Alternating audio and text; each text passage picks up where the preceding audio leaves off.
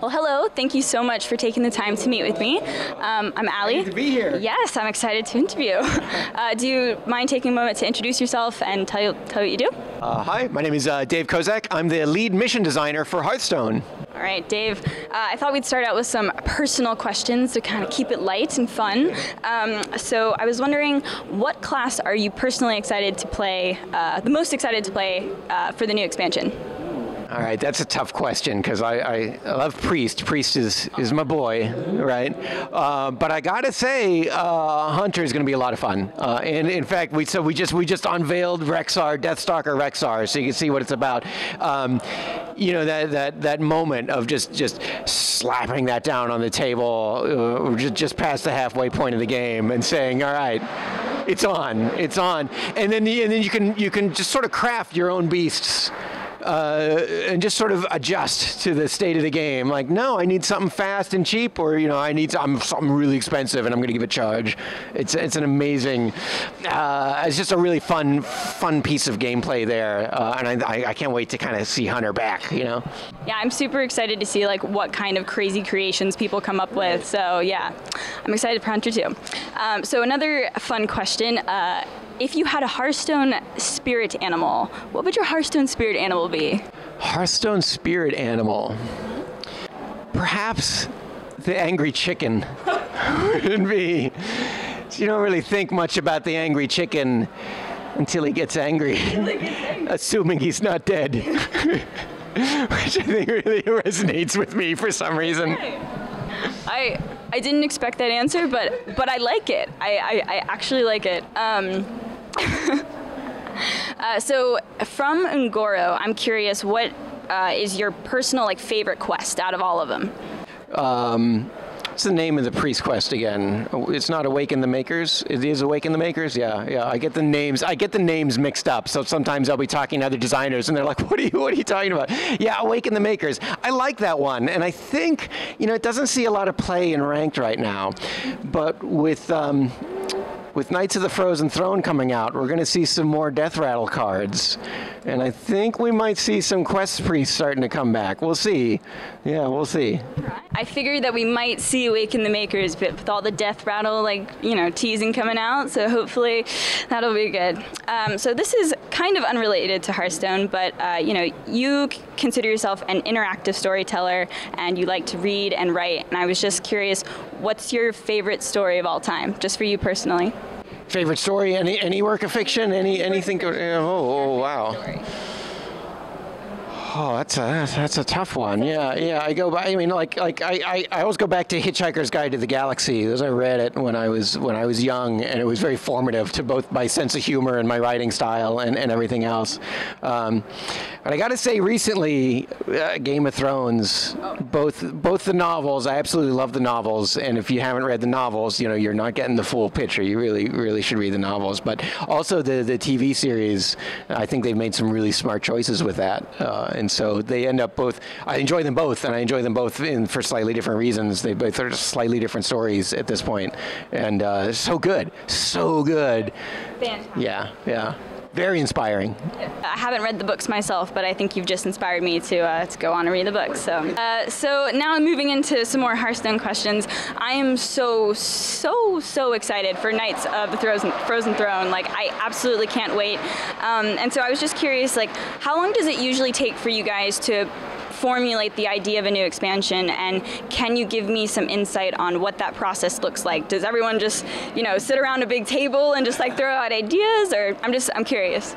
It's a very collaborative process at Blizzard. We have one of our mottos is every voice matters, and so we do try and get feedback. Actually, in fact, from the entire Hearthstone team, when we have a big brainstorming session, everybody gathers around in the biggest room we have and sticks Post-it notes on the wall and draws on the whiteboard, and we all kind of come up with tons and tons of ideas. And what helps form the expansion is, okay, which ideas do we get the most excited about from the stories that we could tell and the mechanics that play into it. So when you get that idea, it, because then everybody's like, oh, we could have cards that do this, and we could have cards that do that, and then this could happen, and we have to have this. So that idea starts bubbling up, and it's actually we have to iterate pretty fast because we're coming out with an expansion every 4 months or so. So you kind of got to lock in the idea pretty quick because, you know, you're working on 2 or 3 at once as you go down the line. Yeah, I think that answers your question. I think so. Yeah, it really is. But it's very iterative. I mean, the idea can come from anywhere. It's not like a top-down. Someone tells us what to do. It's really what gets people most excited, and then we gravitate towards some of those ideas. And interestingly, if an idea doesn't make it, it's still out there. Like every couple expansions, it rolls around again. Yeah, exactly.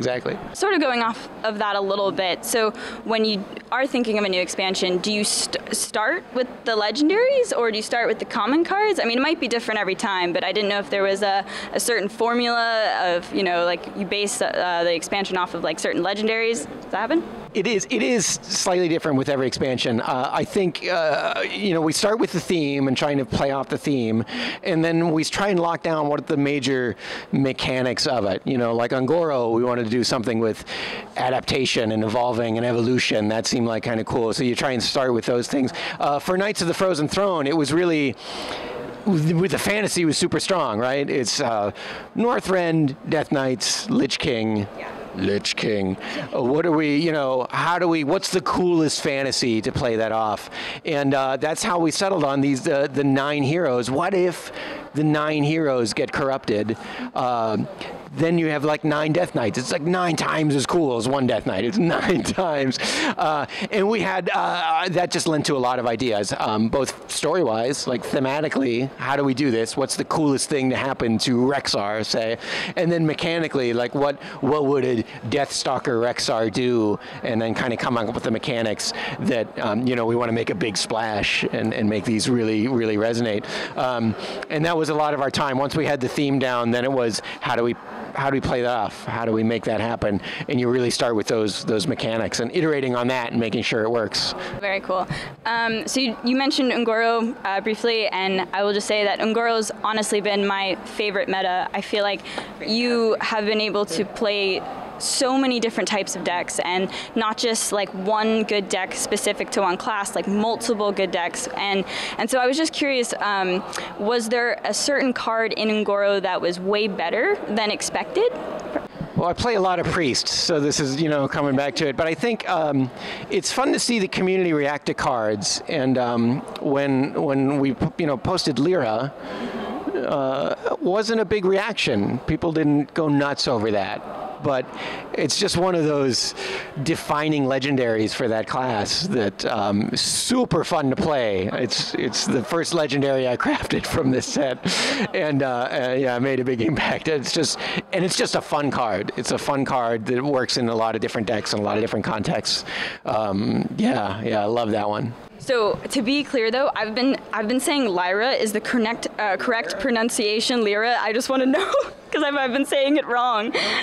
I don't think any of the characters in the game actually say it out loud, right? I don't think they do. Right, and so that's what happens. If a voice actor doesn't have to say it, we never quite settle on the pronunciation. Yeah, you might be right. Lyra sounds a little cooler. Yeah.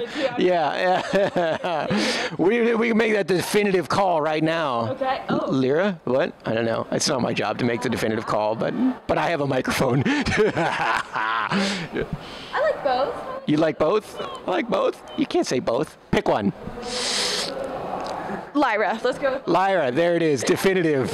It's only because I'm used to it because I've been saying it for so long. Okay, so this is kind of a fun question. So there are no 11 mana cards. If you had to create a super powerful 11 mana card that like couldn't self-reduce in cost, like it couldn't be like Molten Giant or Arcane Giant, do you have any idea of like what a cool 11 mana card could be?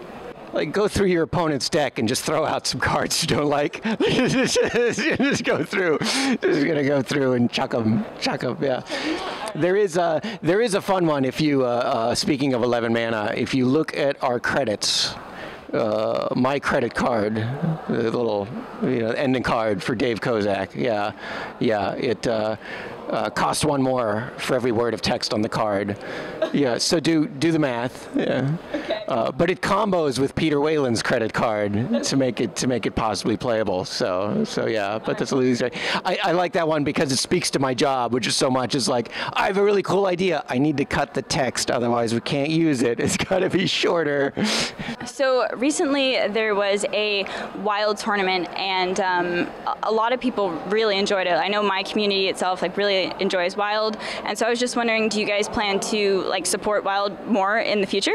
I love talking about Wild. So I feel like with this last rotation, Wild was really coming of its own. Like it really had kind of a robust set of cards all on its own, and it was really playing well. And so the Wild tournament, I think we saw a lot of variety in the decks there. That was a lot of fun, and I think we'll do more with Wild in the future. I think it's really as a format, it's great. Now I believe, we'll just edit this out if it's wrong. I believe we went live with the Wild cards in the store. Like you can, if you go now, you have to do it on the website, right? On the website, you can purchase packs from previous expansions, so you can build up your Wild collection if you are really into the Wild format. And it's just one of the things we're doing to help support this format in the future. You know, we don't think it's for everybody because the card pool is going to get really big, right. But for the people that enjoy that, and just it's a Wild West out there. It's crazy, but yeah, it's a very, very fun format. Speaking of Wild, do you have a particular favorite Wild deck that you just love playing yourself?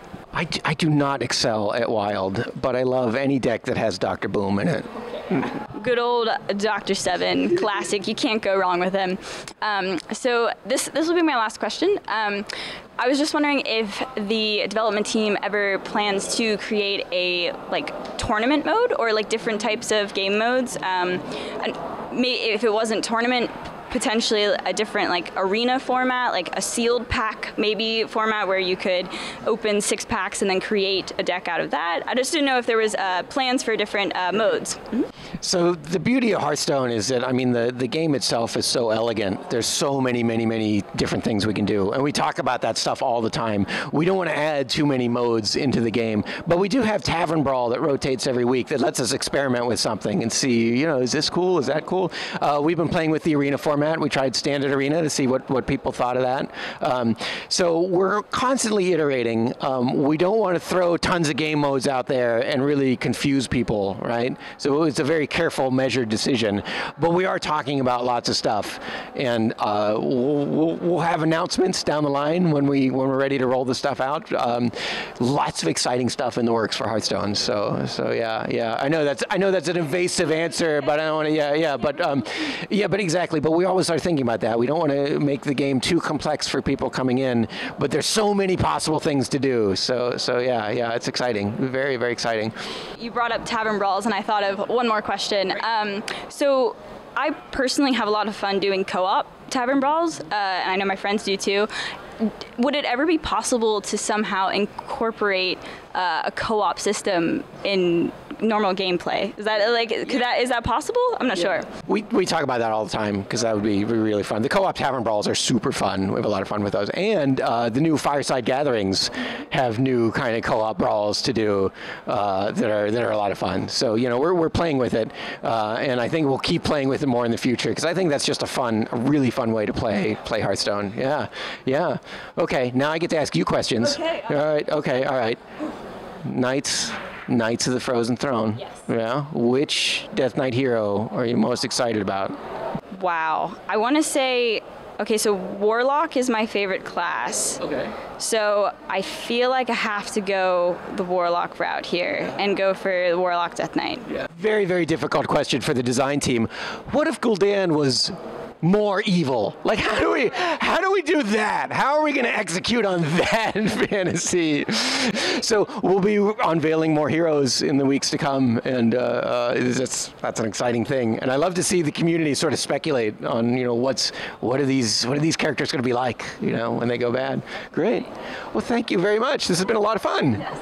Thank you so much. Thank you for your time. Goodbye. Guys, thank you so much for watching this video. If you'd like to see some more in the future, please hit the subscribe button. If you'd like to see some Twitch highlight videos, click the top left button. And if you'd like to see some tips and tutorials videos, hit the top right. Thank you guys again. See you later.